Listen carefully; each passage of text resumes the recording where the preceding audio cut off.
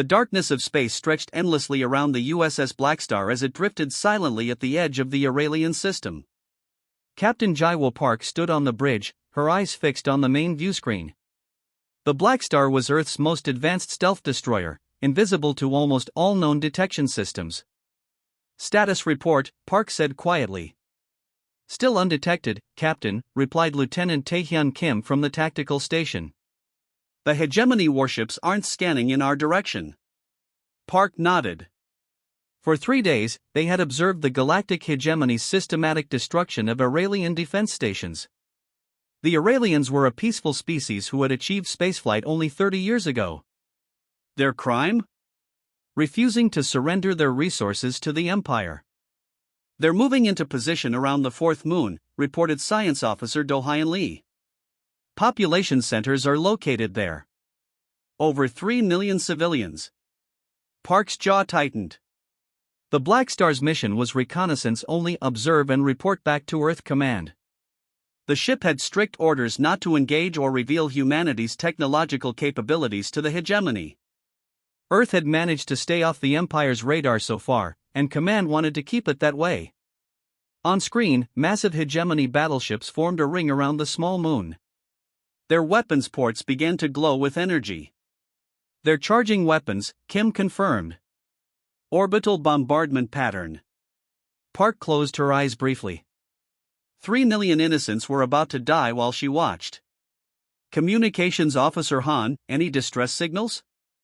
Minji Han adjusted her earpiece. "Yes, Captain. The Aurelian leaders are pleading for mercy. The hegemony isn't responding." Park made her decision. Battle stations. Power up shields. Prepare countermeasures. The bridge crew exchanged shocked glances. "Captain," Kim said carefully, "our orders." "I know our orders, Lieutenant," Park cut him off. "But I will not stand by and watch genocide. Not while we have the power to act." The Blackstar hummed to life, systems lighting up as the ship prepared for combat. Park knew she was risking her career, possibly even Earth's safety. But some lines couldn't be crossed, even in the name of caution. Plot an intercept course. Maximum speed. Let's show them what humans are made of. The Blackstar shot forward, its stealth systems still engaged. The massive hegemony warships continued their ominous countdown, unaware of the approaching Earth vessel.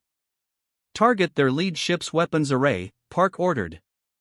"Fire when ready." The Blackstar launched a volley of quantum torpedoes, weapons unlike anything the hegemony had encountered before.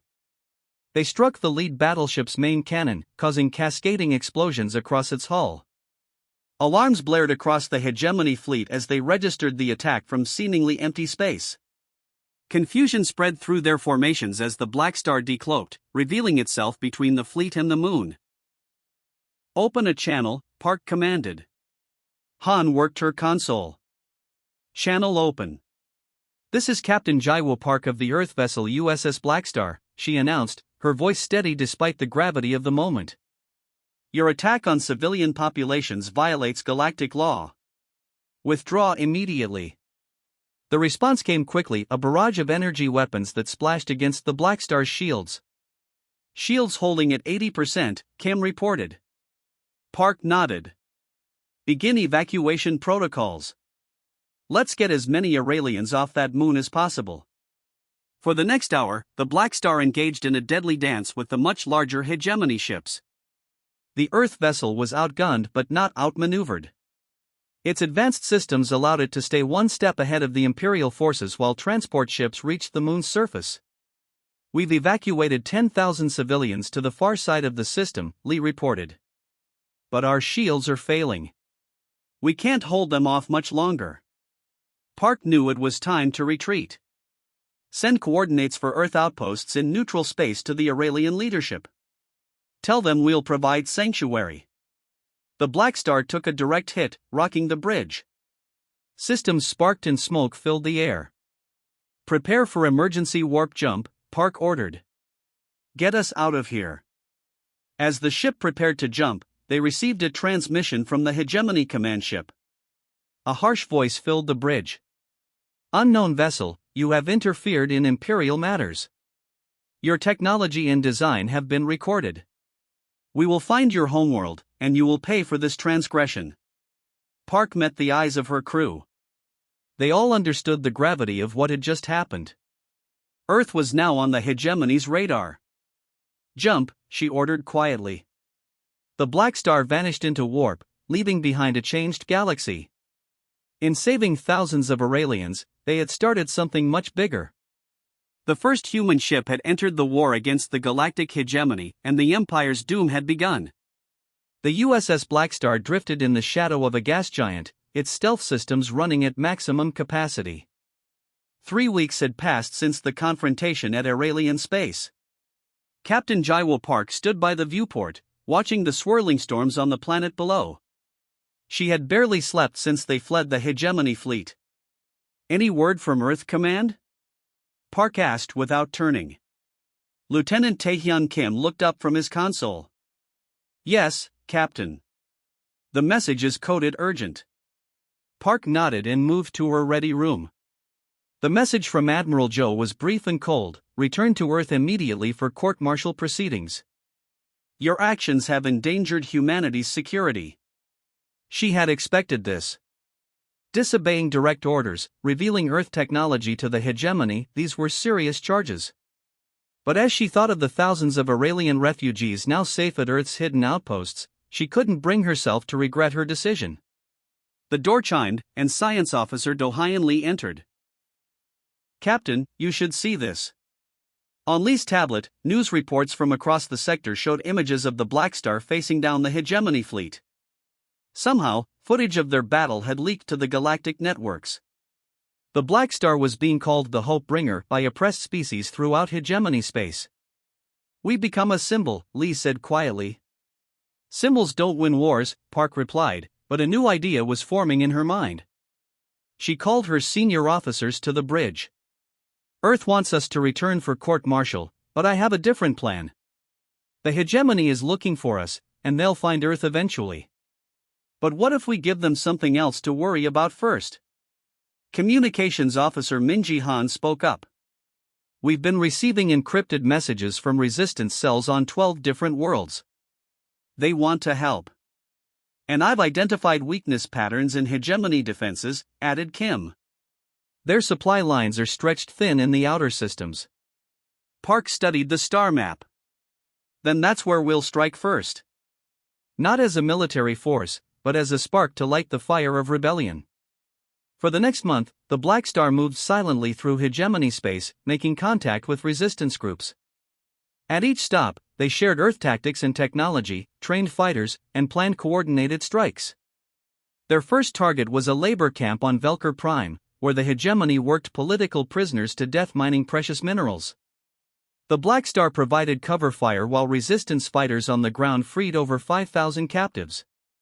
As they prepared to jump to their next destination, sensors detected a massive energy signature entering the system. "Hegemony warships," Kim reported.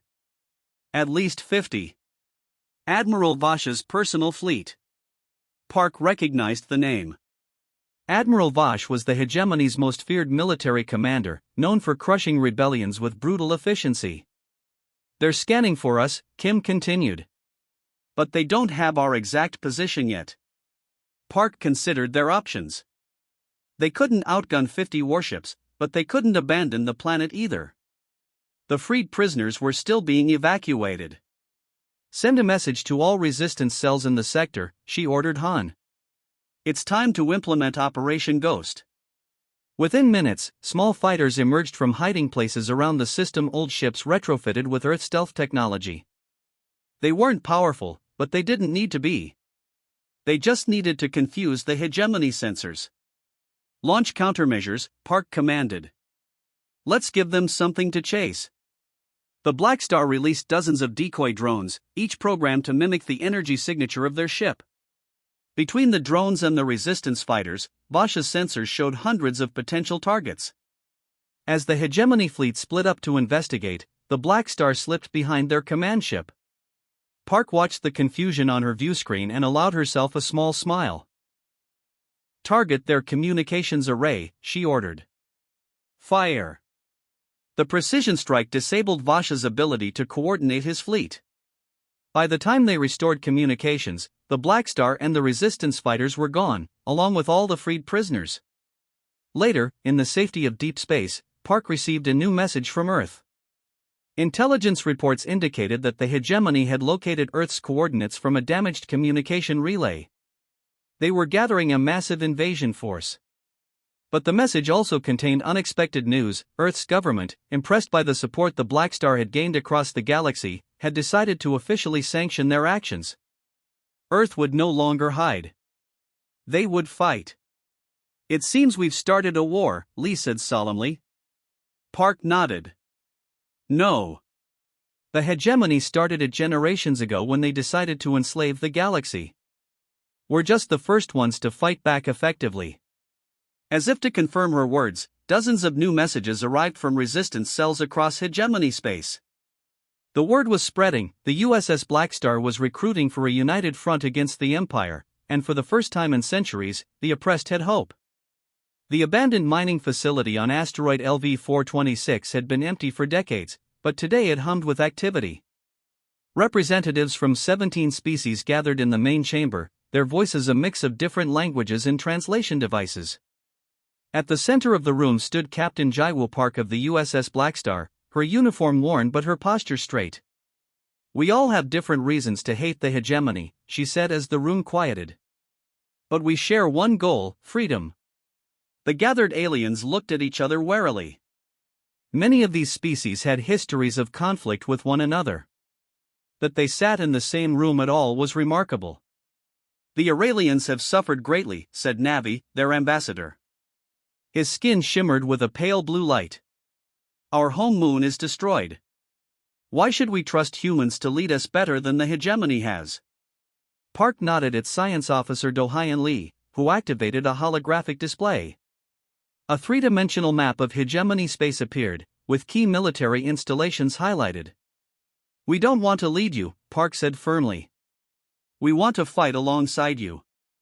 Each of you knows your regions better than we ever could. What we offer is strategy and technology that the hegemony hasn't encountered before." Lee stepped forward. "The hegemony's ships are powerful but predictable.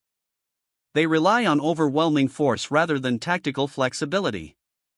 He demonstrated with the hologram, showing how large hegemony vessels could be vulnerable to coordinated smaller attacks.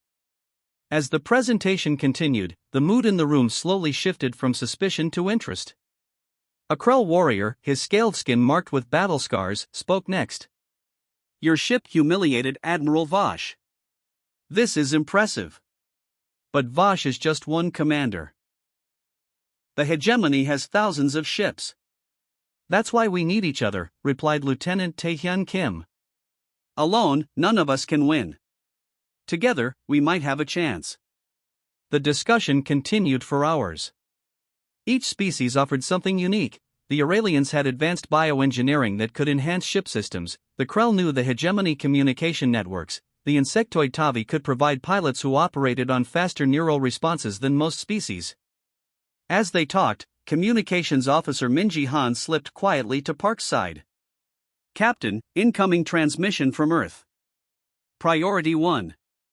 Park excused herself and went to a private chamber. The face of Admiral Jiho Kong, Earth's defense commander, appeared on screen. "Captain Park, your actions have forced our hand," Kong said without preamble. "The hegemony fleet is 8 weeks from Earth. We've decided to commit fully to this war you've started."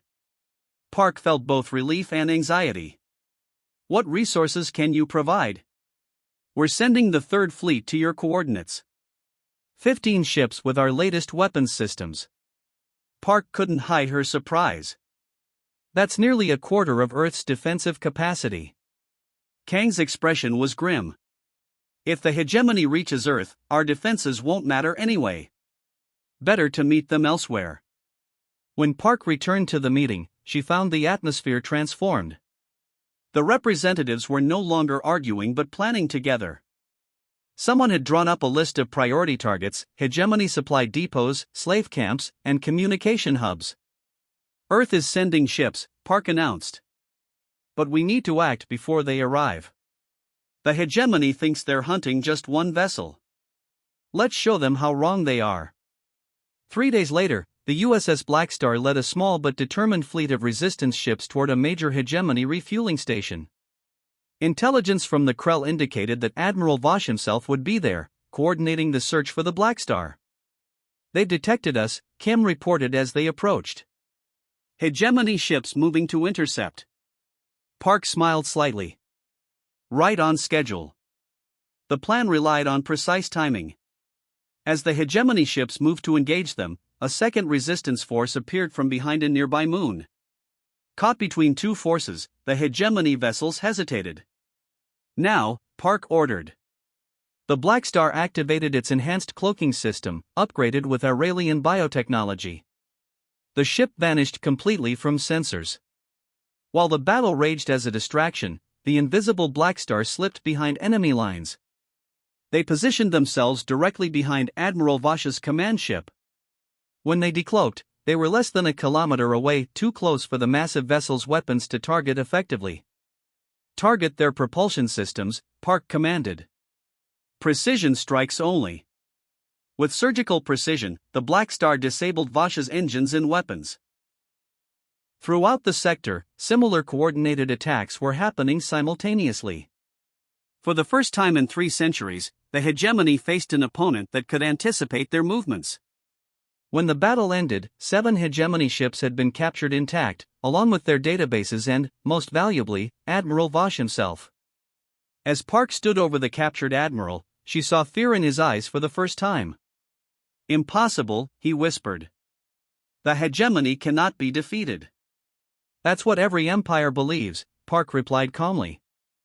Until they meet the one thing stronger than their weapons. And what is that? Vosh asked. People fighting for their freedom. News of what would be called the mercy of Sector 9 spread across hegemony space like wildfire. The Alliance had not only won but had done so without the wholesale slaughter the hegemony was known for. They had disabled rather than destroyed, liberated rather than conquered. And everywhere, the oppressed looked to the stars with something they had forgotten, hope. The Blackstar limped through the asteroid field, its hull scorched and damaged. In the 4 months since the victory at Sector 9, the hegemony had responded with unprecedented fury. Captain Jaiwo Park gripped the edge of her command chair as another system failure alert sounded. Damage report, she ordered, her voice steady despite the situation. Lieutenant Kim wiped blood from a cut on his forehead. Shields at 12%. Engine 3 is offline. We've lost long-range communications. The bridge was dimly lit by emergency power. 2 crew stations were empty, their officers had been killed in the last attack. Park felt each loss like a physical wound. The Krell ships, she asked. They escaped to the rendezvous point, communications officer Han confirmed. But we lost 3 Aurelian vessels and all 5 Tavi fighters. Park closed her eyes briefly. The Alliance had been winning until a week ago. Then everything changed when the hegemony unveiled their new weapon, Planet Killers. The peaceful world of Tavi Prime had been the first target, its crust cracked open by concentrated energy beams. 2 billion lives extinguished in minutes. The message was clear: resist the hegemony, and your entire species might be erased. Captain, Lee called from the science station. Earth Command reports hegemony ships have established blockades around Sol system. No ships in or out. Earth was cut off, and the Alliance was scattering, retreating to the uncharted regions. The Blackstar's bold campaign had become a desperate flight for survival. Set course for the Oort Cloud facility, Park ordered. We need repairs before we can continue fighting. The hidden base deep in Earth's Oort Cloud was one of the few safe havens left. As they approached 3 days later, they found the station bustling with activity. Resistance ships from a dozen worlds had gathered there, making repairs and regrouping. Park met with the Alliance leadership in a hastily arranged war room. The faces around the table were grim. The hegemony has deployed Planet Killers to 17 systems, reported Krell Commander Vex. They are targeting civilian populations to force our surrender. Our forces are scattered, added Navi of the Aurelians. We cannot protect everyone. Park understood their despair. The alliance had been built on the promise that together, they could defeat the hegemony. Now, that promise seemed hollow. "We need a new strategy," she admitted. "We can't match their firepower, and we can't be everywhere at once." As the leaders argued about next steps, Science Officer Lee worked quietly at a console in the corner. Something in the captured hegemony data had caught his attention. "Captain," he interrupted suddenly, "I think I've found something important." All eyes turned to him as he displayed his findings on the main screen. "These are medical records for the Emperor," Lee explained. "According to this data, he's over 900 years old." The room fell silent. The Emperor of the hegemony was known to be ancient, but no one knew he had lived for nearly a millennium. "How is this possible?" Park asked. Lee highlighted sections of the complex biochemical data. "He requires regular treatments with a mineral called zenerite. It's extremely rare, found only in systems with specific stellar compositions." Park began to understand the significance. "If we cut off his supply, the Emperor would age rapidly and die," Lee confirmed. "And the hegemony leadership structure is built entirely around him. Without the Emperor." The alliance leaders exchanged looks of cautious hope. For the next week, the Blackstar's crew focused on analyzing the data further while technicians repaired their battered ship. Lee identified 3 possible sources of zenerite, all heavily guarded by the hegemony's most powerful fleets. As repairs neared completion, Park called her senior officers to the bridge. "We have one chance to end this war," she told them. "But it's going to cost us." She outlined her plan. The Blackstar would be modified with technology from all Alliance species.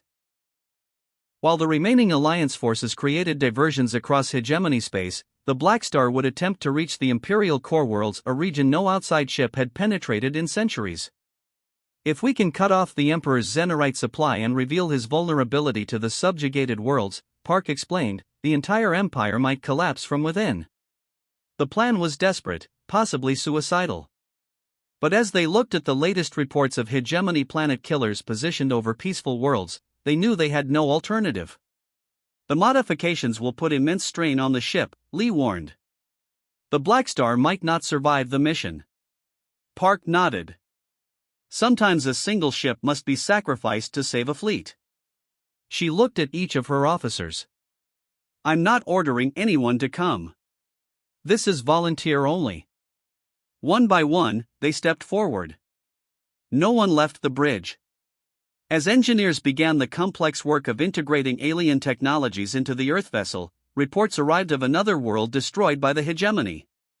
The planet killers were moving closer to Earth. "We have 2 weeks," Park told her crew as they prepared the ship. 2 weeks to reach the heart of the Empire and change the course of this war.